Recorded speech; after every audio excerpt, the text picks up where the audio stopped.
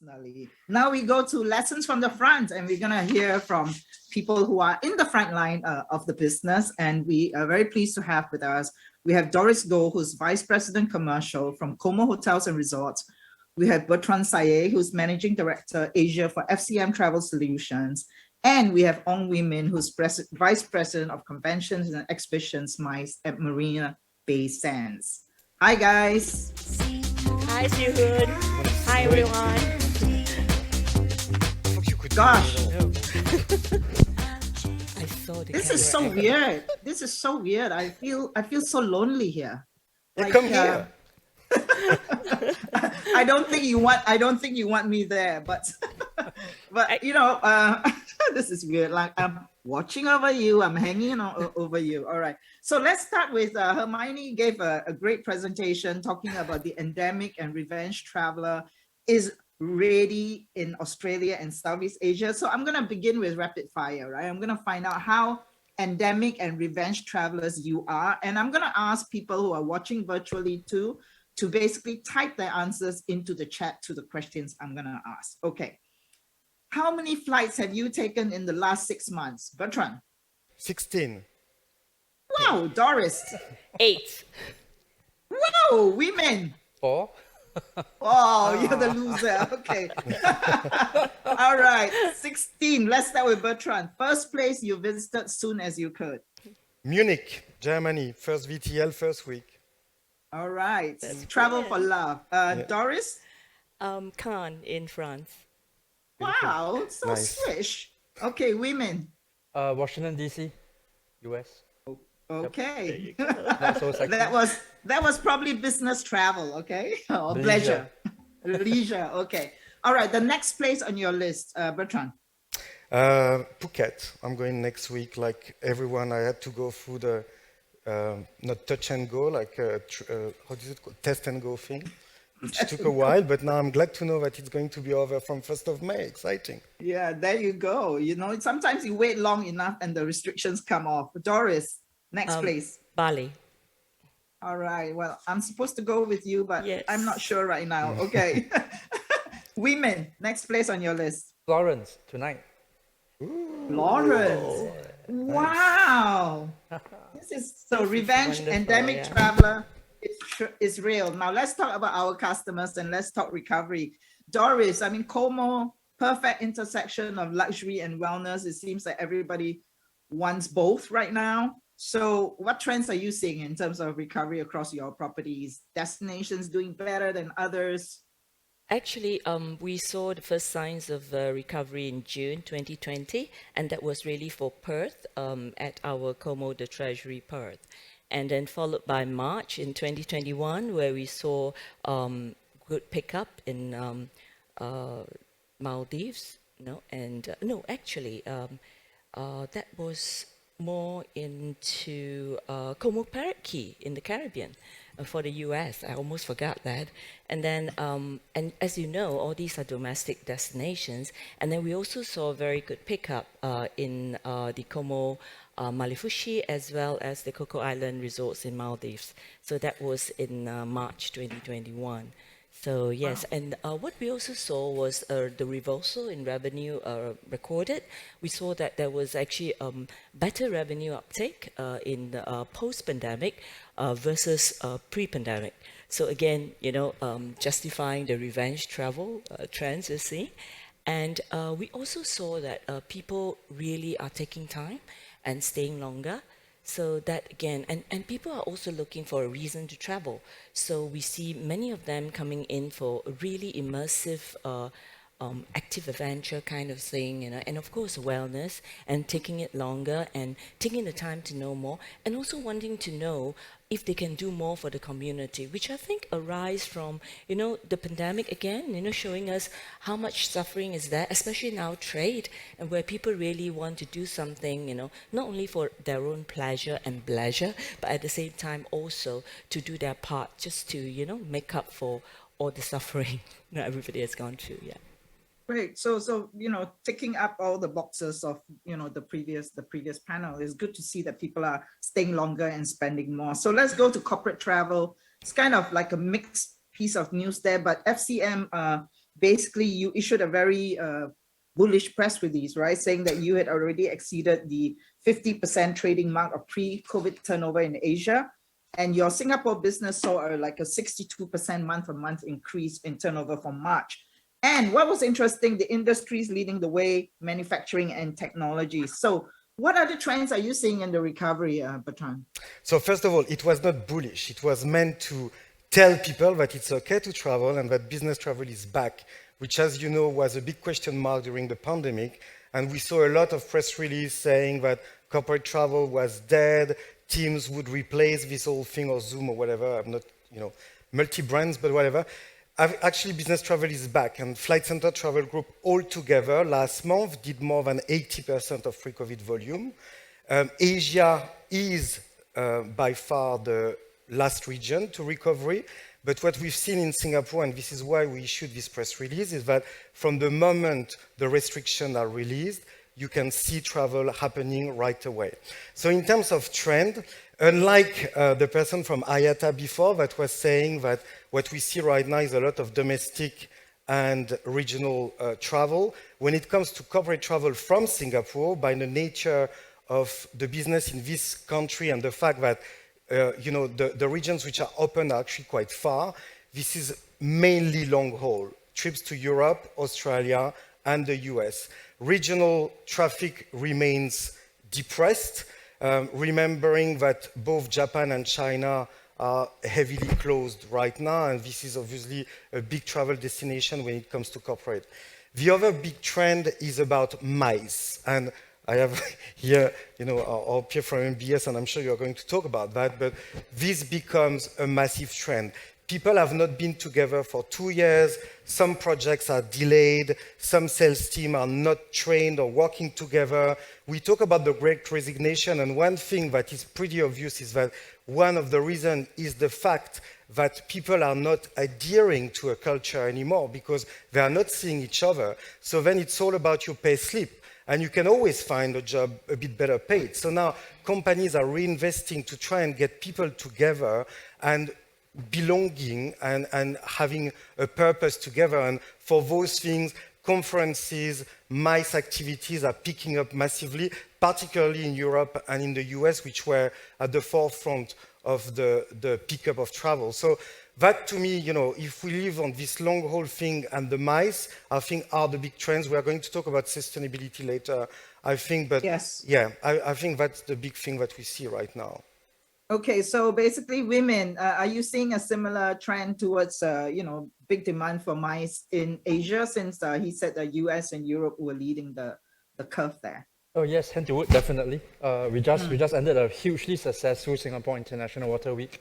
Walking through the aisles, it felt like before. The last show that happened was in 2018, and just before that was a big trade show called Asia Pacific Maritime, and that for me was very touching because that was the first major show that was affected by the pandemic. And when the show opened in this year, we could see exhibitors, we could see friends in the maritime industry, literally had tears in eyes. They were not crying, but you could see, they were really. Yeah, they were really touched to be able to connect face to face and share the human connection. Amazing. Yeah, I remember that at our WIT last year too, when we had 250 people for the first time, and it really was a rather emotional experience, right?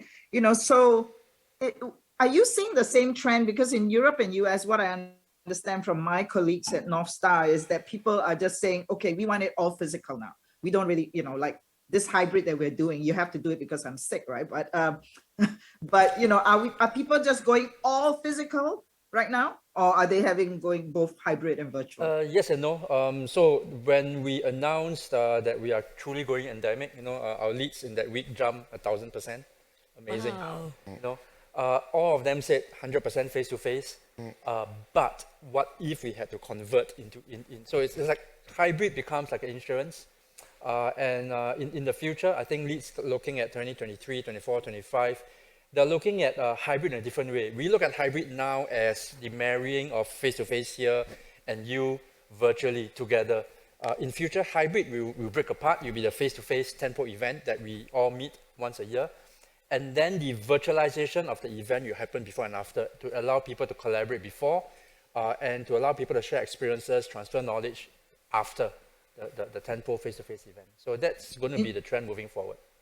Oh, so interesting. So a different kind of a hybrid experience. The way we live now is very hybrid. So it's really will reflect, you know, the way that we live our lives right now, right? You know, we have our physical meetings, but then we always communicate virtually through all kinds of communication channels. Okay, so clearly what we heard from Hermione and all the other panel, great pent-up demand for travel, you know, and London. I saw a lot of signs basically apologizing for poor service, you know, because of lack of staff. Like, you know, on the train, they say, we apologize, we cannot serve you because we don't have enough staff, you know. So I want to talk about managing the talent crunch. I think, Bertrand, you mentioned a little bit about it.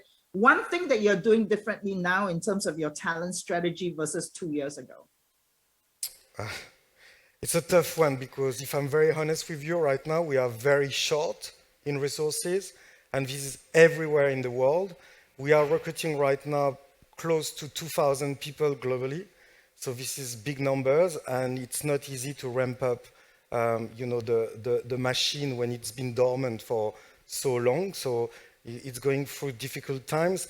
I think for us, it's getting back to our culture. So, and I'm going to say that, I don't know whether this is very politically correct here, but, you know, before the pandemic, Flight Centre used to have a yearly conference for our top performing staff, which we call Global Ball. And it's quite renowned in the industry, particularly in Australia, because it's very well known. And, you know, the question was, should we get Global back this year, really? Because it's still so early and we are hardly making money back and stuff like that. But you decided that, yes, it was essential because, again, coming back to our culture of performance, entrepreneurship, and getting people rewarded for their hard work, particularly in times like now, where they are working crazy hours to deliver the service to our customers, we believe that this is actually the right time to come back to this level of excellence and reward. So Global is back. Unfortunately, it was meant to happen in Singapore for the whole world. We had to change the date right before the reopening because we didn't know, and so we are going to Las Vegas, but still it's good, and we are going to come back to Singapore very soon anyway. But okay, it's very exciting, and so that's just an example. It's trying to get the culture back because, as I said before, culture is what makes the difference between one company to another, and we need people to be very well close and aware about it, I think. Agree. So Doris, what about you? It's good to hear Global is back, by the way. Doris, what about you? Yeah, you know, through the pandemic, really, I think I speak for the hoteliers in the room. You know, we really have to, you know, really grit it out. You know, either a lot of organizations, the bigger ones, you know, because I came from Hyatt before. At that time, at the height of the pandemic, people were cutting staff here and there. But I'm glad to say for the smaller boutique organizations like Como, what we did was, you know, I mean, we grit, you know, our teams have to take pay cuts and stuff. So actually during that, when it's coming back at that time, we were really recognizing, rewarding, motivating staff, you know, using technology to do things better and to upskill and doing more with less. But, and then getting the whole team together, like what Bertrand said, you know, about really bringing the culture together. But however, what's happening is around the world, like Siew, you have witnessed, you know, in London, you know, like we had a lot of issues in London, and not only that, close at home in Bali. You know, because people were all poaching. In Maldives, people are poaching your teams because here you are looking after them, training them, upskilling them, and they double you. I mean, they just double there, and then, you know, and suddenly you're faced with, my God, you're not talking about just 20%, you're talking about 50%, you know. So it's very challenging. And these are the times where you look back and say that, well, what is the value, you know, of the career choice, the passion, you know, and the team spirit. And I think some of you might know I've joined Como. It's 5 months into this new role, and to me it's fantastic. It's been a perfect landing because I come into an organization with good people, and a great structure and a great company. So it was like really looking at the team, bringing them together, you know, and reassuring them and showing them that the grass is not always greener on the other side. You know, and I think that is so important. So at the end of the day, you ask yourself, I mean, we in hospitality, we know that, let's face it, you know, it's really about passion that we stayed in the job. You know? So, yeah, I mean, Doris, that reminds me of a line that somebody says that culture, you know, culture trumps strategy, you know. So at this point, women, before I let you answer the question, I want to just go to an audience poll. I'm going to ask the audience, what do they think is the biggest challenge to keep Asia from arising strongly, you know, after this, right? You know, in the long term, is it the biggest challenge? Is it environmental and sustainability pressure?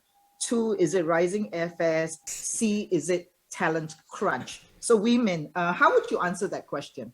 Without the doubt, talent crunch. Without talent, without the right people, with the heart in the right place, we are just a beautiful glass job, so as to say. So people makes the industry. It's everything. Okay, so while I wait for the audience to answer, let's talk about the environmental challenge and sustainability challenge, right? So, you know, I was at the CAPA event in Manchester, and there was a consumer group basically saying that the only solution is to fly less and reduce long-haul flights, right? And we had Ernst & Young's Karen Hutchings, who's responsible for the global travel. And basically she shared these new rules, which I'll show in a slide.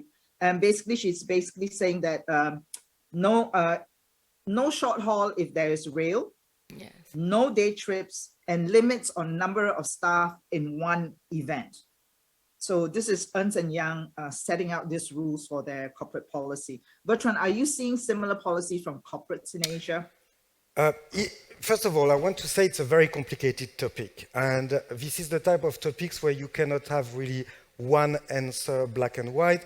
You know, we heard earlier from IATA that airlines are actually very aware of that, and they're investing in better engines, consuming less fuel, better quality of fuel. You know that there is a huge investment right now from both Airbus and Boeing to see alternative ways. So, you know what I'm saying, like there's a lot going on. But when it comes to corporate travel in particular, this thing about favoring train as an alternative to flight has been going on for many, many years. And, you know, even in regions like Asia, this is what we do in Japan already, this is what we do in China already, and always when this is when a good rail alternative, people will always be encouraged.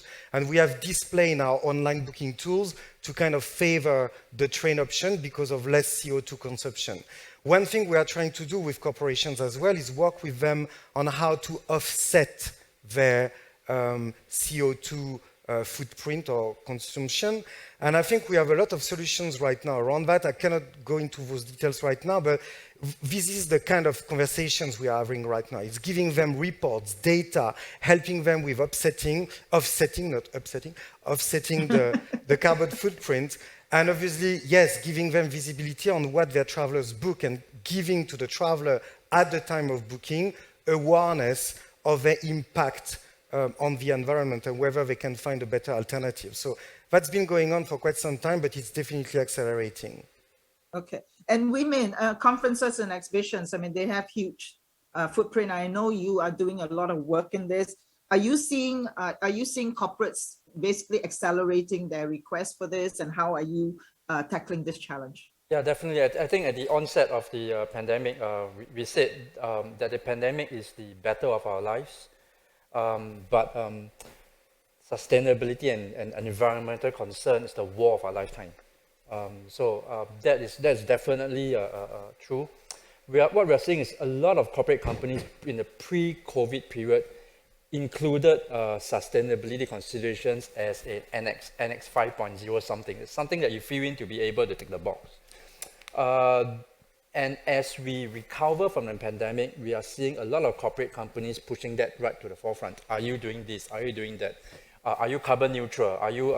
How are you supporting sustainable fisheries, sustainable food sources? You know, and a lot of companies, due to the increasing knowledge and increasing awareness of that what our consumers want in us, not just in travel, but you know, if you're looking at a corporate company selling laptops, for example, how is that company being socially responsible, and that directly impacts the purchase decision. When that happens, it gets translated into travel, into events, into everything the company does. Thankfully, we have started this journey way before everyone else. I think in 2015, we started a sustainability journey. It was very, very painful because it was just like COVID, grappling in the dark, not knowing what to do. And I think just after the pandemic, in August 2020, we became the first carbon neutral facility, MICE facility in the region, which is important for us because it helped us serve as a better platform for consumers and for organizers and for planners and our clients to be able to serve the community in a more responsible manner. Yeah, but women, in a way, if you talk about events, right, virtual and hybrid, you say you be minimizing the footprint, and I know that you did a lot to convert your spaces, right? Like you have a virtual meeting place, you created this studio at the start of the pandemic and all that. So do you see like 2 years from now, right now everybody's very hungry for physical, so maybe there's an ultra shift, right? And maybe 2 years later, we might see a balance. Do you see that happening? There will be a more balance? Definitely. In the pre-pandemic phase, in fact, this studio was a pre-pandemic innovation.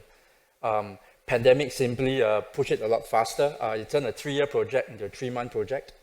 It's interesting to note that we took 7 days to build this, but 3 months to come up with the commercial modeling.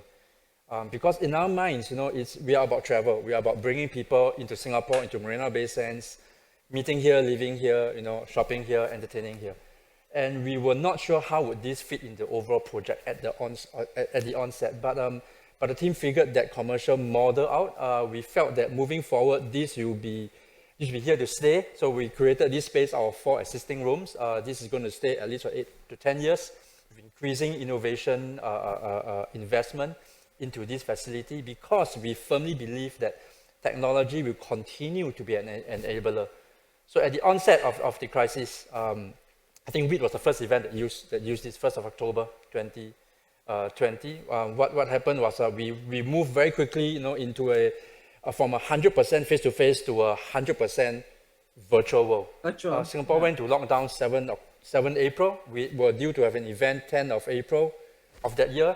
Our clients moved within 3 days, 100% virtual immediately. Kudos to them. Lots of blood and tears. But they did it. And the same client is moving them 100% face-to-face back immediately. Is there a balance?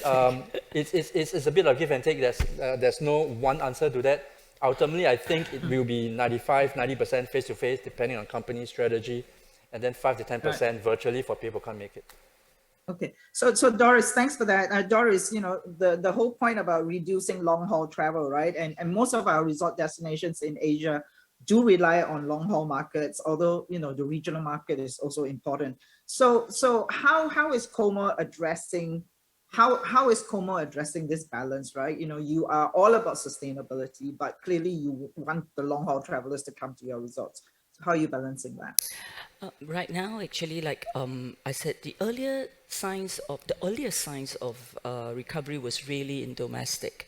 So actually, I think most importantly is that to indulge both the regional and the domestic markets with meaningful, transformative travel experiences, that circles around their needs and what they're looking for.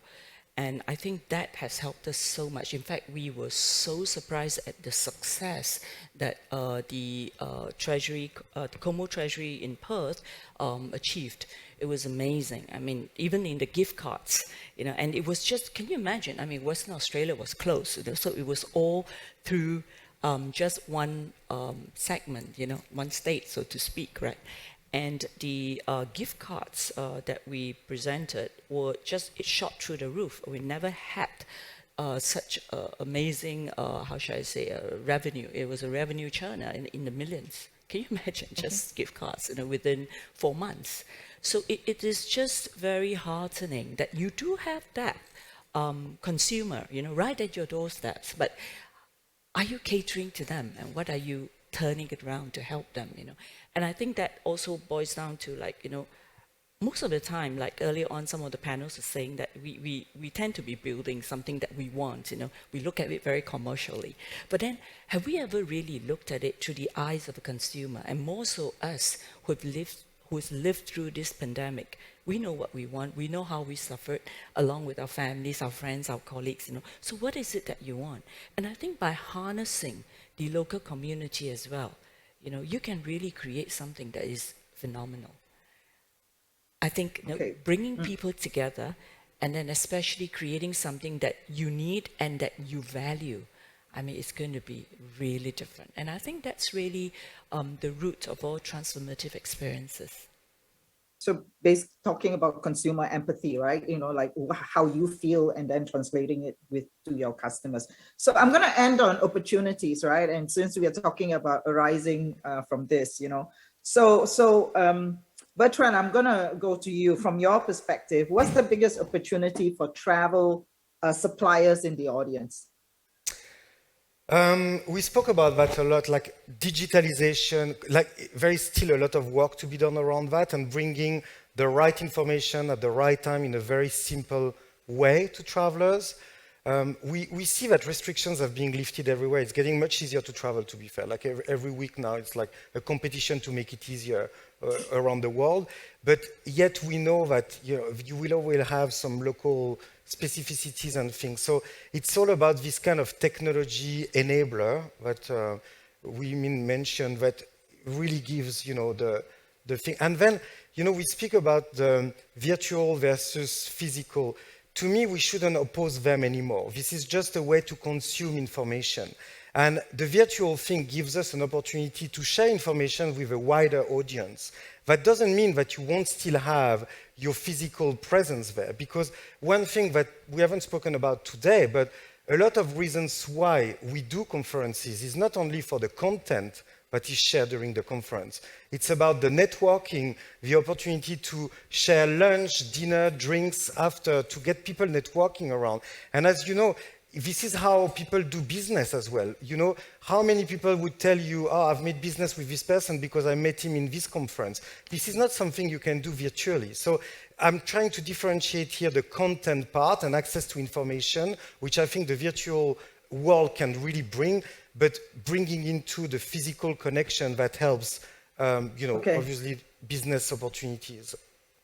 Right. So the biggest opportunity is to really fully embrace hybrid, right? The yes. best of both. Okay. Okay. So women, what is the biggest opportunity for meeting suppliers in the audience?